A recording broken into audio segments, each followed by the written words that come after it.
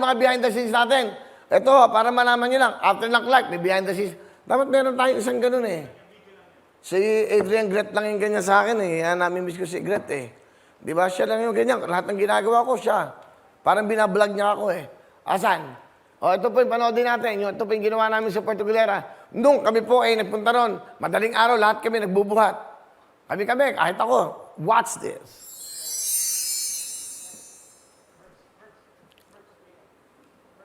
Music. Hindi, ako na. Yan o. Yan, sige. O yan, yung bodega ho yan. Hindi mo kinuha ng Rod eh. Dapat yan, pinakita mo yung mga tinububuhat nyo. Sila Rod ho nagbuhat niya, mga staff ko, lahat. Lahat to, pati si David na hinihika. Yan o, ano ba yan? Yan o, si Mario. O yan, si David ba yan? Si Harold. O yan, naku, isa pa yan. Sakit sa ulo yung mga yan.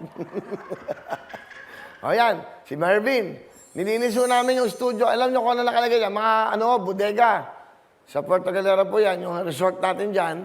So, inayos namin. O, yan. Si Rod. Yan, pinaayos ko yung tiles. Kasi wala kaming lalagay ng system. Ano yung system? Yung saan po pwesto yung mga direktor, saan po pwesto yung mga LED. Ano ba yan? Ayan, pinagbubuhat namin. Yan, binuhat namin yan. Para malaman, electric pa. Binuhat to, galing kami dyan sa may Simlong. Yan, paalam kami sa Coast Guard. Lahat to yan, binubuhat namin. Yan. Hindi ko na pinakita, nagbubuhat ako eh. Nagbuhat kasi ako ng bulak. Para sa mga may masusugatan. So ayan, nakita na.